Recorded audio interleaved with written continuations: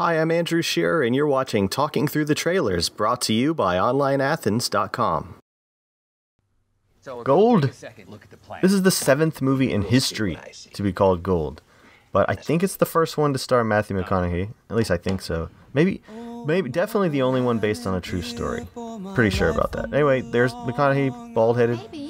Appears to have gained weight for this role. Kind of like how he lost a shocking amount of weight for Dallas Buyers Club a few years ago. Also playing a real person in that, by the way. Here, he's playing a guy named Kenny Wells, based on a guy named David Walsh. Now, what did David Walsh actually do?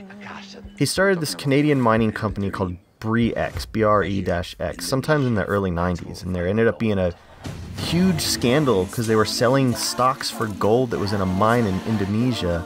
Only I think what they actually had were just rocks that they salted, which involves adding gold or silver to a sample to attract buyers. Of course, that is what is known as a fraud, and that is a crime. But David Walsh, I don't think, knew that the mine wasn't real when he found it. Did he know, or was he hustled? It's a pretty intriguing story. He died in 1998, but I think he might have still been rich at that point. I'm not sure. The movie has an interesting history, too. It was originally going to be directed by Michael Mann, who did Collateral and many other awesome movies. And then Spike Lee, who, if he saw Inside Man or Old Boy, you know he can make studio stuff like this if he wants to. And at that time, I think Christian Bale was going to be in it, but it ended up going to Stephen Gaghan, who made this great movie called Syriana with George Clooney a few years ago. And he wrote the movie Traffic also. It's safe to say this is definitely a person who knows this genre and this kind of story. Oh man, watch him pet this tiger. Oh, you think McConaughey really pet that tiger? I bet he did. Everybody in this movie looks so sweaty and smelly, don't they? I guess I would be too if I was doing something this illegal. Anyway, the supporting cast here is fantastic. I'm actually surprised it wasn't released last year to qualify for Oscar. It looks like Wolf of Wall Street or Big Short or something like that. Edgar Ramirez, who's just in Hands of Stone. Bryce Dallas Howard, who is in fact not Jessica Chastain. Macon Blair from Blue Ruin and Green Room. I hope you've seen those.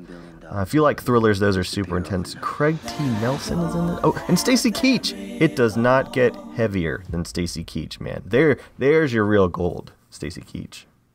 Okay, this is not a motorcycle commercial. And it is not the teaser for a new spin-off of The Walking Dead. This is Resident Evil, the final chapter. Not to be confused with Friday the 13th Part 4, the final chapter. Because this is the 6th movie in the Resident Evil series. See, there's some zombies there. There you go. It started way back in 2002, before there was a YouTube or a Twitter. So it's so old. Resident Evil is so old, it's based on a video game that I have actually played. The Resident Evil games turned 20 last year. Can you believe that? But hey, you might be watching this and going, I don't know what this is. I'm new, I'm curious, tell me about it. Well, it's about this evil entity called the Umbrella Corporation, who made this thing called the T-Virus. Starts the zombie apocalypse, and also just makes scary monsters everywhere too. So of course there's a specialized group led by Mila Jovovich, and they're survivors. They're working on how to stop everything. I think there's like 7 games in the series. I don't know how many offshoots there are, but what I remember, the game was actually really scary when you were playing it. It was really kind of like being in a horror movie. And I also remember when they were first talking about turning it into a movie, they were going to have George Romero make it. George Romero, of course, the godfather of zombies, made Night of the Living Dead, Dawn of the Dead, Day of the Dead, the originals, not the remakes. So that would be perfect.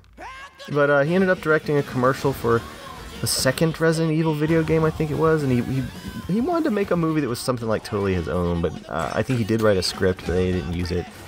But yeah, there's 6 of these now. And I know I went to see at least the first 3, because one of them was in 3D. I guess they fall under the category of action horror. Mila's husband, Tom W.S. Anderson, directed all of them except I think the second and third. He may have written them too. And of course she's the star, plays a character named Alice, who, as you can see, total badass, gonna save the world. I mean, they're saying this is definitely the last one. Don't let the corporate zombies win, Mila. I mean, if we can't do it in real life, we gotta do it in the movies, right? Help us, Mila. Thanks for watching, and be sure to subscribe to the Cinemaphile podcast on iTunes, Stitcher Radio, and Downcast apps, and follow our Instagram at ABH Cinema and our Twitter at ABH Cinema. Thank you.